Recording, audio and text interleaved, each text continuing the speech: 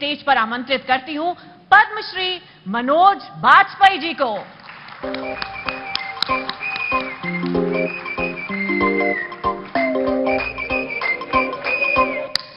रुक क्यों गए? बजा!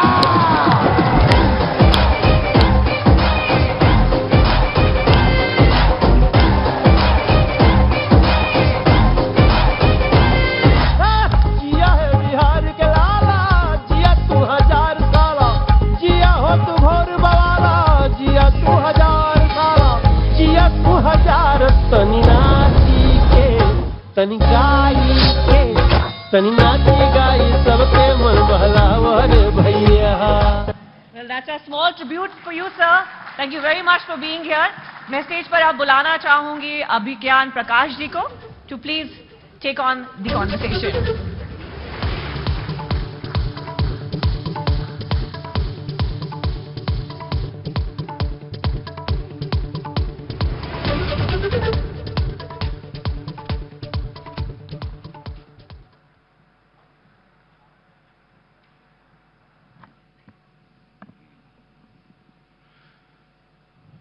मनोज, सबसे पहले तहे दिल से आपका शुक्रिया एबीपी न्यूज के इस खास प्रोग्राम में आने के लिए।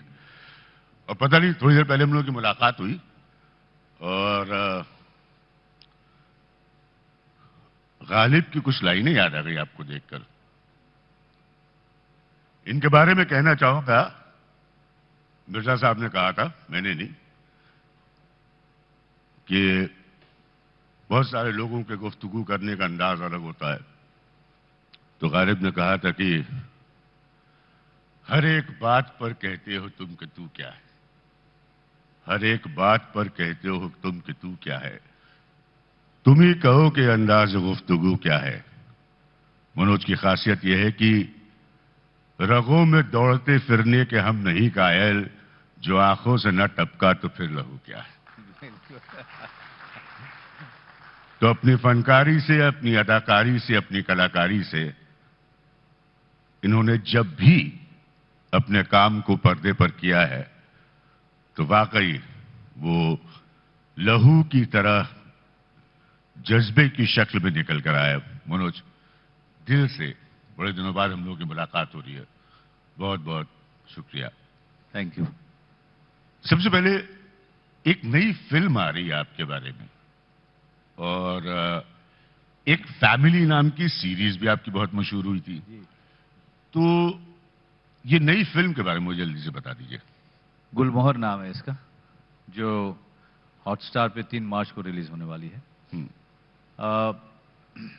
एक ऐसी फिल्म है जो इसे फैमिली फिल्म कहेंगे आम बोलचाल की भाषा में, लेकिन वो फैमिली फिल्म नहीं है जिसका टेम्पलेट हम कई सालों से देखते आए हैं।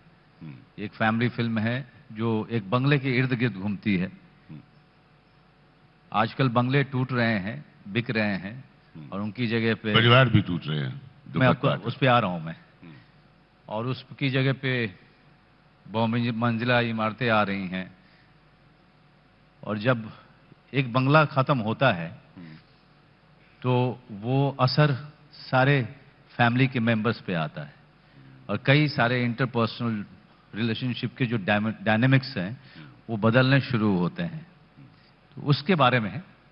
और मैं चाहूंगा कि इस एबीवीपी के माध्यम से और इस प्लेटफॉर्म के माध्यम से सारे दर्शकों को बताना चाहूंगा कि इस पूरे क्लटर में ओटीटी के पहले तो फैमिली फिल्म होती नहीं है, ज़्यादातर थ्रिलर और ड्रामा होते हैं।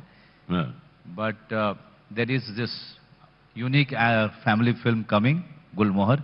Shamila Tagore is making a comeback after 13 years. That's wonderful. Yeah. Oh. So, if you really want to experience your own life, then watch Gulmohar. मुझे जब एक गंभीर सवाल, और उसके बाद बहुत सारी बातों पर आप आएंगे। बरसों से हम ये बात जानते हैं कि फिल्में या अब आज के युग में एंटरटेनमेंट कह लीजिए, ये समाज का आईना होती है जी। ये प्रतिबिंबित करती हैं कि समाज में क्या हो रहा है।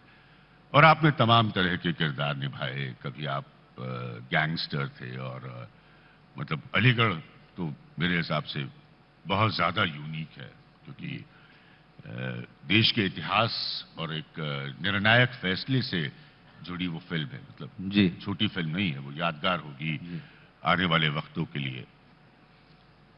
चूंकि ये programme is about the idea of India, how do you look at it now in the present context?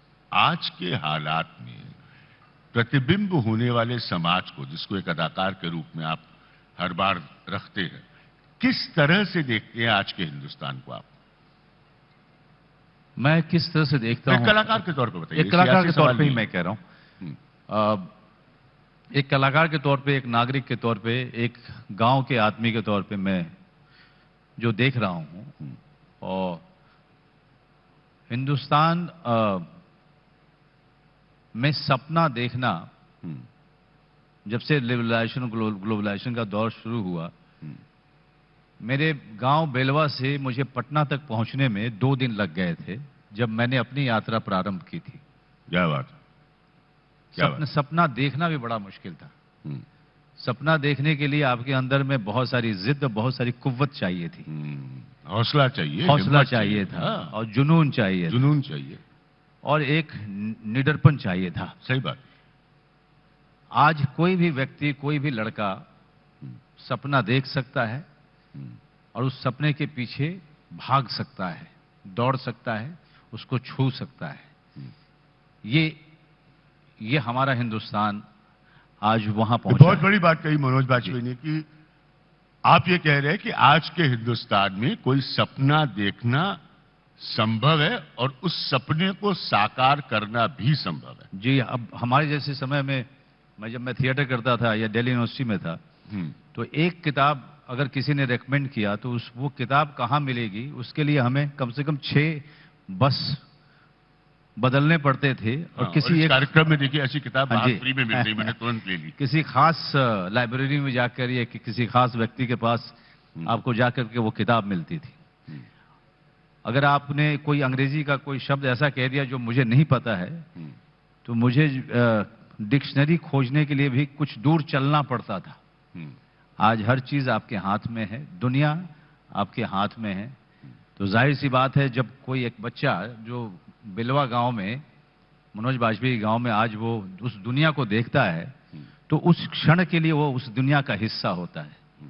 और अगर वो वहां से निकल करके उस दुनिया में जाकर शामिल होना चाहे, तो उसके लिए आज वो आसान हो मुझे चुका है। फटाफट एक लाइन में बताइएगा कि जब आप गांव वापस जाते हैं और अब आपके काम को सबने देख लिया, सबको पता है कि उसी गांव से निकलकर आपने पूरे देश में नाम कमाया, लोग रिएक्ट कैसे करते हैं?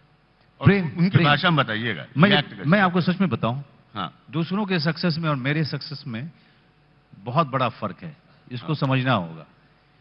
मेरे सक्सेस में यूफोरिया नहीं है, there is no excitement, there is no euphoria that I generate in people's canteen के दरवाजा तोड़ के घुस गए, वैसी वाली No, I'm not talking about that. I'm talking about the impact of Manoj Bajpayee on people's mind. It has to do with respect, admiration, and love.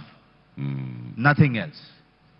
It's only, it comes from the body of And work. it was very gradual. It was slow, gradual. When It's did you gradual. start realizing it actually, that it's happening to you, though it's not visible, though it's not evident, Right. the way it in normal cases, अरे it's a भाई, flashy अगर industry. मैं अपने घर के When बाहर, did you realize it? जी, मैं अपने घर के बाहर जा करके हाथ हिलाऊंगा तो लोग कहेंगे इसको क्या हो गया, पागल हो गया क्या? है ना? लेकिन जब मैं लोगों के बीच जाके बैठता हूं और हम जब साथ में बैठ के बात करते हैं, तो वो कहते हैं कि इस मनोज को हम प्यार करते हैं। तो there is a difference between connection, जी, रियलिज्म का they कनेक्शन feel- ये हमारे बीच का इंसान जी है। बिल्कुल। हाँ, आपको एक बहुत बढ़िया किस्सा बताता हूं। जरूर। दिल्ली एयरपोर्ट पे एक बुजुर्गवार आए मेरे पास में, उन्होंने कहा कि आपकी एक फिल्म के परफॉर्मेंस के बारे में बात कर रहे थे। उन्होंने कहा कि आपने बहुत उम्दा काम किया है, मैं आपके पसीने को भी महसूस कर सकता था आपके परफॉर्मेंस में। क्या तो बात। ऐसे परफॉर्मेंस से आप यूफोरिया जनरेट नहीं करते हैं, आप प्यार जनरेट करते हैं, आप लोगों की इज्जत को पाते हैं, which I am very proud of. I'm very proud of the fact that people relate with me. People think that I'm one of them. People think I'm part of their family. And people feel happy that I'm here wherever I am today. That's wonderful. But also the harsh reality is marketing, economics, overt commercialization, Right. and of course, at the end of the day, anything you do, how creative it is, which है जितनी भी कलात्मक हो, उसका बिकना बहुत जरूरी है. मनोज बाजपेयी जैसे कलाकार इस दबाव से गुजरते हैं. हम लोग भी इस दबाव से गुजरे हैं. संतुलन कैसे लाते हैं? चुनते कैसे हैं कि इस दबाव को कैसे टैकल करें? ऐसा तो नहीं होगा कि हिंदुस्तान के बड़ा सा बड़ा फिल्म मेकर आया होगा, उसने बड़े से बड़े ऐसे रोल्स ऑफर किए होंगे कि मतलब बिल्कुल ही धूम धड़ाके वाले. लेकिन आप वही इंसान रहना चाहते हैं जिससे लोग कनेक्ट करें, जिसको लोग अपना समझें. जैसे आपने दिल्ली के एयरपोर्ट का किस्सा सुनाया, तो इसको संतुलित कैसे करते हैं? ये आसान नहीं होता, मैं जानता हूं ये आसान नहीं होता. बहुत डिफिकल्ट है. लेकिन मैं जब भी द्वंद्व में आया, कॉन्फ्लिक्ट में आया, तो मैं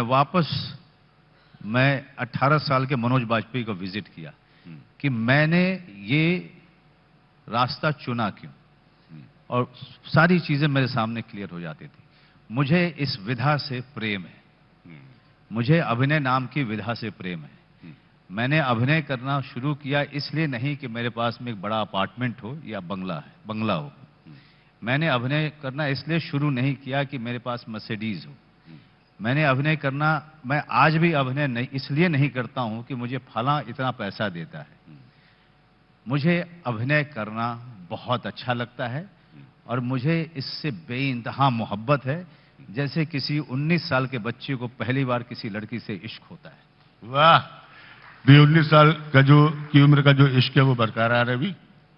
19 साल में जो इश्क हुआ था आपको, वो बरकरार है किसी के साथ? अरे साहब, जवानी के दिनों में के किस्से की बात करेंगे तो यहाँ जितने लोग बैठे हुए हैं सबके सब बहुत कुछ सोचना शुरू. अच्छा, मैं दो चीजें मनोज जरूर पूछूंगा. पहली मुझे ये बताइए, मुझे आपने बताया नहीं कि जब गांव वापस जाते हैं और अपनी भाषा में बताइएगा, लोग रिएक्ट कैसे करते हैं गांव में? एकदम मेरी माँ स्टार आ गया, सुपरस्टार आ गया. मैं जब पहुंचता हूं तो लोगों का तांता लगा रहता है. लोग आते हैं जाते हैं. मैं फोटो खिंचवाता हूं सबसे, सुबह से लेकर के रात तक. सबसे ज्यादा प्रॉब्लम मेरी माँ को होती थी. अब तो इस दुनिया में नहीं रही. लेकिन मेरी माँ ने एक बार कहा था, 3 बजे रात को अचानक बाहर से 3 बच्चे हमारे घर के आंगन में घुस गए और मैं तो सो रहा था. मनोज भैया, मनोज भैया सब चिल्लाना शुरू किया उन्होंने. तो मेरी माँ बहुत गुस्सा हुई, उनको भगा दिया उन्होंने कि ये कौन सा समय है. और जब मैं उठा तो उन्होंने मुझसे कहा कि तू मत आयल करो हो, तारा आयला से हमनी के पूरा कपार फाट जाता है. तो संत जी समझ रहे हैं इस भाषा को, इसीलिए मैंने जानबूझ के कहा था कि अपनी भाषा में बताए, मुंबई वाली भाषा में नहीं बताए. वो मेरी मातृभाषा है. जी. मेरी मातृभाषा है, वो उसमें सबसे ज्यादा कंफर्टेबल हूँ. हिंदी जो है सीखी है, और अंग्रेजी उससे भी ज्यादा सीखी. मतलब ज्यादा मेहनत करनी पड़ी मुझे सीखने के लिए. तो हमारे लिए बड़ी एलियन भाषा थी. हमारे यहाँ अगर अच्छी हिंदी में बात करो, भोजपुरी में, अरे बड़ा हिंदी बतिया होता रहो, बड़ा अंग्रेजी बतिया होता रहो. अगर अच्छी हिंदी में बात करना भी जो है, उस पर भी लोगों को बुरा लगता है. आप भोजपुरी में बात करेंगे तब जाकर के वो संतुष्ट होते हैं. मुंबई आने के बाद भोजपुरी में किसी लड़की के लिए कोई पिकअप लाइन यूज की थी? यार मैं उस मामले में बड़ा बोरिंग आदमी रहा हूं. ये नहीं बोलो, क्योंकि मुझे मेरी जानकारियां थोड़ी नहीं, कोई लड़की अगर अच्छी लगती भी थी मुझे, तो मैं दूर से ही देखता था. एक तो अंदर में गांव का बच्चा था ना, वो आज भी है कि कोई अच्छी भी लगती है तो ये समझ लीजिए कि मैं उससे कभी बात नहीं कर पाऊंगा. वो कभी हो ही नहीं सकता है. मैंने सिर्फ अपनी पत्नी के साथ उनको शुरुआती डेटिंग के दौरान भी हम दोनों में से किसी ने आई लव यू नहीं बोला. नहीं बोला ना, हम सब मिलते रहे. गांव की भाषा में भी नहीं बोला आई लव यू? तब तो और भी, मैं शादी तो आज तक हमारी टिकती ही नहीं. वो कहाँ मतलब अंग्रेजी बोलने वाली और उनका पूरी संस्कृति उनके घर की अलग।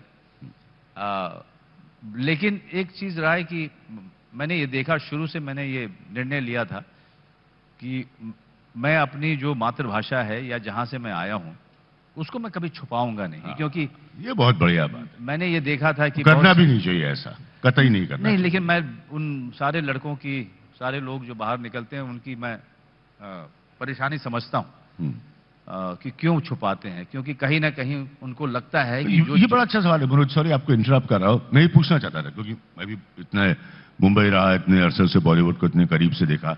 अब एक बड़ा आडंबर है अंग्रेजियत का उसके अंदर, बॉलीवुड के अंदर। तो शुरुआत में जब आपका टैलेंट पहचाना गया, लोगों ने काम देना शुरू किया, तो बड़ा जरूरी है कि आप किसी न किसी क्लिक का हिस्सा बने, किसी ग्रुप का हिस्सा बने, और उस पे एक बहुत बड़ा जामा है अंग्रेजियत का। मुझे अंग्रेजियत से कोई प्रॉब्लम नहीं है, लेकिन ये उनके तौर तरीका है। उसमें कैसे एडजस्ट कर पाते थे, या अपने को आइसोलेटेड महसूस करते थे आप? शुरुआत की बात कर रहा हूं मैं। नहीं, देखिए मैं जो काम करता हूं और जिस तरह की फिल्में करता हूं उसमें किसी भी लॉबी का या किसी भी क्लिक का कोई योगदान हो नहीं सकता है, क्योंकि वो उस तरह की फिल्में या उस तरह के प्रोजेक्ट्स का हिस्सा ना कभी बने थे, ना उनका कोई इंटरेस्ट है। और मैं जिस तरह का काम करता आया हूं उसमें उनसे मुझे किसी योगदान की आशा भी नहीं थी। तो किसी का दरबार का हिस्सा मैं तो तब बनूं ना मुझे कुछ आशाएं हों। एक तो आशा भी नहीं थी, वो कॉन्सेप्ट ही नहीं था कि you have to be seen at the right party at the right time in the right group. मैंने बहुत देखा है मुंबई में, तो उस तरह का कतई सीन नहीं था। देखिए, आपके लिए you have to do 200% justice to each and every opportunity that you get. If you feel that you'll be getting work just by going to the right parties, just by meeting the right people, you will be disappointed, you will be frustrated. You can't depend on anybody to live your dream. It's only you who can live your own dream. You can't, nobody can give you work, nobody. It's you and your work will get you work. एक important point कि 15 सालों में, अब तो OTT की भी भीड़ है, कंटेंट का ट्रांजिशन बहुत हुआ है। जी, आपको लगता है आप जैसे लोगों ने उस पर असर डाला? आप जैसे लोगों ने, आपके फिल्मों की सफलताओं ने, आप जैसे किरदारों ने जो अपने फिल्मों में निभाए, उस पर असर डाला? और जो क्लासिकल वे में लोग कहते थे ना, फॉर्मूला बेस्ड फिल्में होती हैं, ये सब टूटने लगा, आहिस्ता आहिस्ता टूटने लगा, और कंटेंट बदलने लगा, फिर ये कंटेंट एक्सेप्ट भी होने लगा। आपको लगता है you were one of the people who made that impact? वो असर आपने डाला उसमें? नहीं, मैं इतना बड़ा श्रेय लूंगा नहीं, लेकिन एक समय में बहुत सारे लोग एक सोच के जब एक्टिव होते हैं, राम गोपाल वर्मा ने सबसे पहले रंगीला जैसी फिल्म और शिवा जैसी फिल्म, बहुत सारी फिल्में बनाने के बाद उन्होंने निर्णय लिया कि वो नए कलाकारों के साथ काम करेंगे, और उन्होंने बनाया सत्या। और सत्या के बाद जो चीजें बदली, जो राम गोपाल वर्मा की एक सत्या ने जो बदलाव किया, उसने बहुत सारे लोगों की आंखें खोल दी। लेकिन उसी समय बहुत सारे नए डायरेक्टर्स भी थे, जो या तो राम गोपाल वर्मा के राइटर थे या उनके असिस्टेंट डायरेक्टर्स थे, या जो बाहर में थे, जो अपनी कहानी कहना चाहते थे। उनको भी मौका दिखा और उनको वो उत्साह मिला सत्या जैसी फिल्मों। वही बात आपने जो शुरुआत में कही कि आइडिया ऑफ इंडिया भी है कि आप सपना देख सकते हैं, उसको साकार कर सकते हैं, उसको संभव कर सकते हैं। तो आपको लग रहा है कि ये वो नई पौध थी, ये वो नई जनरेशन थी जो आपकी इंडस्ट्री में आई? जी, वो हर 20 साल के बाद ऐसा होता है। हाँ, काश मीडिया में हर भी हो। 20 साल के बाद एक ऐसा होता है। जब राजेश खन्ना जी का दौर था तो लगता ही नहीं था कि खत्म होगा, लेकिन अचानक से हमारे पूजनीय जावेद साहब यहाँ बैठे हुए हैं। आदाब सर। आदरणीय। तो अचानक से ऐसे राइटर्स आए और अचानक बदल दिया। अचानक से अमिताभ बच्चन आए, और ऐसा लगा जैसे कि एक ऐसा तूफान था जिसमें हम जैसे जो हम छोटे बच्चे थे, हम भी उसमें बह गए। मतलब हम यहाँ तक पहुंच गए। मतलब हम बह गए, आप बह गए, पूरा हिंदुस्तान इनकी लेखनी पे हर बह 20 गया। साल में सिनेमा बदलता है, और वो इसलिए बदलता है क्योंकि वो अपने टाइम की कहानी कहना चाहता है, अपने टाइम का नायक ढूंढता है, वो अपने टाइम का की कहानी ढूंढता है वो। और वो सत्या भी थी जो फिल्म, वो भी अपने अपने अपने समय के अनुसार उसने सिनेमा को बदला। जो समय की मांग थी, दर्शक समय से अलग नहीं होता है, क्योंकि वो समय को जी रहा होता है, वो कहीं ना कहीं खोज रहा होता है। वो एक्सप्रेस नहीं कर सकता है कि वो खोज क्या है, लेकिन जैसे ही उसके सामने कोई चीज आती है, उसको लग जाता है कि ये है जो मैं ढूंढ रहा था, और फिर वो उसके पीछे उसको सपोर्ट करने लगते हैं। कुछ क्लासिकल फॉर्मूलाज रहे हैं हमेशा से हिंदुस्तान के फिल्मों में, किरदारों में, कि आप करप्ट पुलिस वाले को दिखाते हैं, फिर वो ईमानदार पुलिस वाले को भी दिखाते हैं।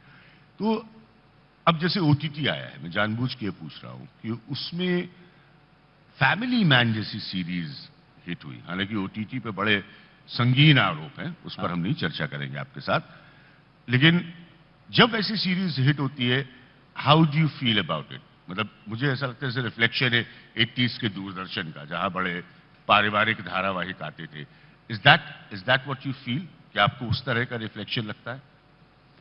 नहीं, ओटीटी देखिए बड़े आरोप है उसके ऊपर, इसलिए मैं पूछ रहा हूं। देखिए, आरोप तो आप हर मीडियम पे है कुछ ना कुछ, और समाज में आरोप पर प्रत्यारोप पे ज्यादा आप नजर डालेंगे तो आप एक्सप्रेशन आपका रुकेगा।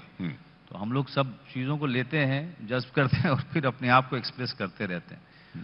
ओटीटी जो है उसका, ये फैमिली मैन से करीब 4 साल पहले इस हिंदुस्तान में आया था, लेकिन मैं जब अमेरिका ट्रैवल करता था तब तक नार्कोस जो था वहां पे कल्ट बन चुका था। हाँ, बहुत बड़ा। और वहां पर ओटीटी अपने चरम पे पहुंच चुका था। बहुत बड़ा, सही बात है। पैंडेमिक ने मौका दिया ओटीटी को पूरी तरीके से अपने शबाब पे आने का। हाँ, हिंदुस्तान में सही बात। तो जब दर्शक इस तरह के कंटेंट के साथ, इस तरह के प्लेटफॉर्म के साथ जुड़ते हैं, तो उनका भी एजुकेशन हो रहा होता है, फिर उनके भी डिमांड बढ़ते हैं, उनकी भी आशाएं बढ़ती हैं। तो जो कि अच्छा है, उनकी आशाएं बढ़े, उनकी डिमांड बढ़े हमारे साथ में। मुझे व्यक्तिगत तौर पे बहुत अच्छा लग रहा है कि वो चैलेंज हमारी तरफ फेंक रहे हैं और हम और ज्यादा क्रिएटिविटी को लेकर के और सीरियस हो रहे हैं। जो चीजों में काम कर रहे हैं, जो चीजें कह रहे हैं, उसको लेकर के हम संजीदा हो रहे हैं। कहीं ना कहीं फिल्म वाले भी इस बात को समझ चुके हैं कि दर्शक डिमांड कर रहा है, दर्शक अलग अलग माध्यम पे अलग अलग चीजें चाहता है। मैं बार बार, क्योंकि ओपनिंग स्टेटमेंट आपका है, उसी को पढ़कर चलूंगा इस पूरे कॉन्वर्सेशन को। जो नया इंसान आता है, मतलब बनाने के हिसाब से, निर्देशन के हिसाब से, उसके लिए अब कितना आसान है? पहले ज्यादा शायद मुश्किल होता होगा, अब चूंकि नए आइडियाज को ज्यादा वेलकम किया जा रहा है, तो अब उसके लिए कितना आसान है पहले से ज्यादा? जो लोग काम कर रहे हैं उसमें, उनकी बात जी। मेरे ख्याल से हिंदुस्तान में ऐसा समय कभी नहीं आया था कि आप में बस काबिलियत होनी चाहिए और आप दूसरे ही दिन बिजी हो जाएंगे। वाह! आज हम उस दौर में पहुंच चुके हैं कि मनोज बाजपेयी से ज्यादा कठिन होगा किसी सेकेंडरी कैरेक्टर के लिए किसी कास्ट को खोज पाना, क्योंकि वो मुझसे भी ज्यादा बिजी है। आज एडिटर बिजी है, आज राइटर्स बिजी हैं, आज साउंड के लोग बिजी हैं, उनके पास फुर्सत ही नहीं है। सिनेमा सिर्फ एक माध्यम के पास इतनी कुव्वत नहीं थी कि इतने लोगों को वो एम्प्लॉय कर सके। आज स्थिति सबसे सुखद है। और मैं तो अपने आप को कहता हूं कि I am so lucky that I am working in this time. And just imagine on a talent who is only 22 years old, 23 years old, who is coming into this industry, and in 1 year he has 2-3 work. हम लोग उस उम्र में theatre कर रहे थे, और हमारे पास में सामने जब हम देखते थे तो सिर्फ अंधेरा ही नजर आता था। इसी चक्कर में 10 साल थिएटर कर गए, क्योंकि जब हमने देखा फिल्मों की तरफ, मुंबई की फिल्मों की तरफ, तो हमारे लिए कुछ दिखता नहीं था वहां पे। तो हमें लगा कि दिल्ली आउटलेट तो दिल्ली में ही रहते हैं। फादर नहीं था, कोई बताने वाला नहीं था जी, कोई रास्ता दिखाने वाला नहीं था। अब ऐसा नहीं, अब लोग आ रहे हैं, सीधे लैंड कर रहे हैं, कास्टिंग डायरेक्टर्स हैं। आज चीजें कितनी सुव्यवस्थित हो चुकी हैं। कास्टिंग डायरेक्टर्स हैं इतने सारे, आपको ऑडिशन के लिए बुलाया जाता है। आज एक्टर जिसके पास काम नहीं है वो ऑडिशन देने में बिजी है, वो वर्कशॉप्स में बिजी है। इतने सारे थिएटर टीचर्स और एक्टिंग टीचर्स और इंस्टीट्यूट्स जो सिनेमा सिखाते हैं वो इतने सारे आ चुके हैं, तो हर एक्टिविटीज इतनी सारी हैं, which is such a great thing. It's such a blessing to be really born in this time and to be working in this time. एक लास्ट पॉइंट मैं हमेशा ऐसे लोगों से पूछता हूं जिन्होंने जिंदगी में मकाम हासिल किया है, बिकॉज 35% से ज्यादा नौजवान है इस देश में. जब आपके फील्ड के लोग, और मैं फील्ड जानबूझ के इस्तेमाल कर रहा हूं, ना सिर्फ जी. एक्टिंग बल्कि उसके दायरे के लोग जब आपके पास आते हैं नौजवान मिलने, क्या मशवरा देते हैं आप उसको? क्या सलाह देते हैं, क्या मशवरा देते हैं आप? मुझे आप उसको क्या, नौजवान को आप क्या नहीं, बोलते हैं? नौजवान को देखिए, पहली बात तो कि जो ज्ञान दे उससे बड़ा बेवकूफ कोई नहीं है. क्योंकि किसी को कुछ पता नहीं है. हाँ, ये इंडस्ट्री में किसी को कुछ पता नहीं है. हाँ. एक स्टार जो पिछले वैसे महीने दुनिया में बहुत सारे लोग हैं जो ज्ञान देने को बहुत बड़ी दुकान समझते हैं. नहीं, अगर आपको बेवकूफ दिखना है, खासतौर पे मीडिया में ज्ञान देने को बहुत बड़ी दुकान नहीं, अगर समझते हैं. आपको बेवकूफ साबित होना है तो ज्ञान दीजिए. हाँ, धन्यवाद. क्योंकि हमारा जो काम है हम्म, इसमें हम बड़े खुश होते हैं अपना काम देख करके, या अपने काम के प्रति हमको बड़ा गर्व होता है. लेकिन जैसे ही दर्शकों के पास जाती है, दर्शक उसको नकार देता है, या जो आपने सोचा नहीं था उससे ज्यादा जो है आपको सर आंखों पे बिठाते हैं. सो यश जी ने कहा था, मैं वीर ज़ारा को लेकर के नर्वस हूं, मेरे साथ में बैठे हुए थे, और मैंने कहा कि यश चोपड़ा नर्वस, या तो ये बहुत ही हम्बल प्ले कर रहे हैं, प्रिटेंड कर रहे हैं. तो उन्होंने कहा कि मनोज, अगर मुझे पता होता तो जो फ्लॉप फिल्में बनाई थी, बुरी फिल्में बनाई थी, वो नहीं बनाता. कोई नहीं बनाना चाहता है बुरी फिल्म, कोई नहीं बनाना चाहता है फ्लॉप फिल्म. सब चाहते हैं कि हम एक सफल फिल्म के, सफल काम के हिस्सा हों. Nobody has the know-how.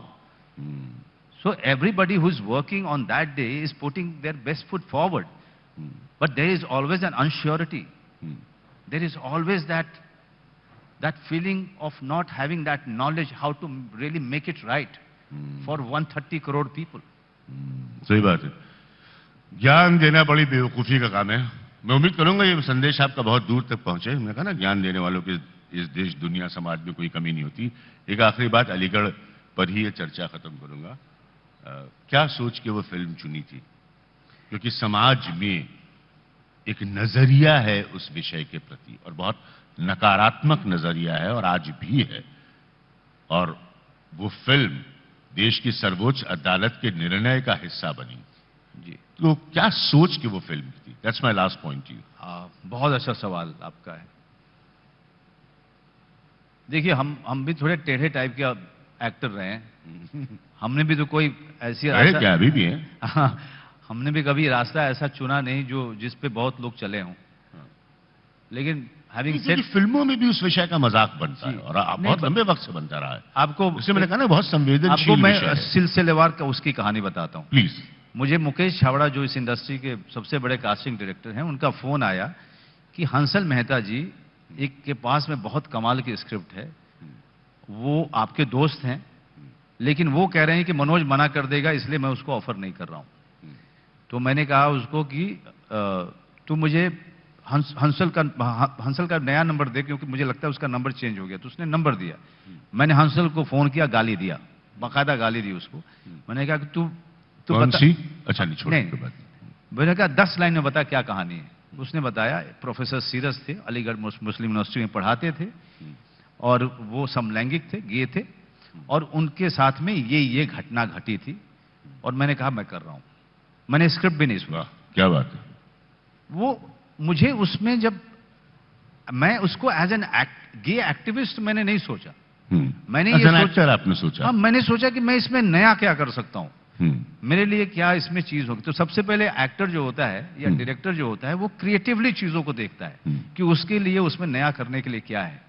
उसमें एक्टिविज्म या मेरा विश्वास जो गेम मूवमेंट को लेकर के है, वो कहीं काम नहीं कर रहा है.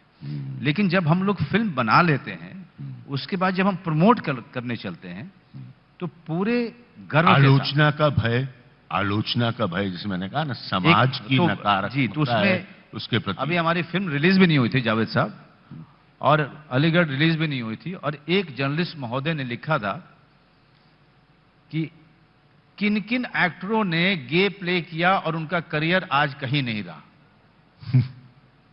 क्या बात। तो उन्होंने फिर अंत में लिखा था कि क्या मनोज बाजपेयी भी उसी तरफ जा रहे हैं। अब उन्होंने ज्ञान दिया। हाँ। और शुरू में जो मैंने आपने क्या बता बोला दिया था? कि शुरू में बेवकूफी मैंने का आपको काम है। क्या बोला था? हाँ, जो ज्ञान देना वो बेवकूफी आदमी का काम। बेवकूफ है जो ज्ञान देता है। क्योंकि हिंदुस्तान की जनता हाँ। फिल्मों को अपने तरीके से देखती है, हम्म, और हम नहीं जानते कि वो किस तरीके से देखती है। हम सिर्फ पूरी ईमानदारी से अपना काम करते हैं। हमको जो रचनात्मक रूप से सही लगता है और हमारे बिलीफ सिस्टम को जो सूट करता है उसके हिसाब से हम काम करते हैं, और उसके बाद हम चले जाते हैं। लेकिन जनता उसके बाद अपना काम करती है, वो अपने तरीके से देखती है। वो अपना निर्णय देती है। मनोज, बहुत बहुत शुक्रिया। मैंने शुरुआत मिर्जा साहब के शेर से की थी इस चर्चा की, लेकिन अब जावेद साहब बैठे तो कोई शेर शायरी नहीं, ढेर सारी सिर्फ आपको शुभकामनाएं और धन्यवाद। अलीगढ़ जैसे विषयों पर आप फिल्में करते रहे, क्योंकि आपको इस बात का कोई भय नहीं है कि रिएक्शन क्या होगा। एक एक्टर के तौर पर वो पैशन आपका निकल के आता है। So thank you so much and stay blessed. Thank you.